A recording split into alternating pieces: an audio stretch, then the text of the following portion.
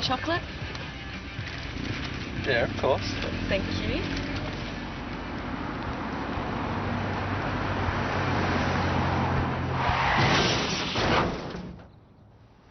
Do you have any idea what happens to you in a crash when you're not wearing a seatbelt, even at as little as 50 kilometres an hour?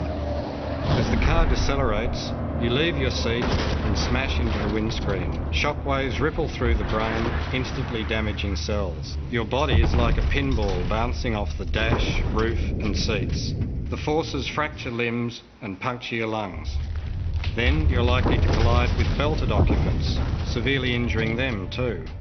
The result could be severe brain or spinal injuries from which you are unlikely to recover fully. Why would you ever get into a car without putting on a seatbelt?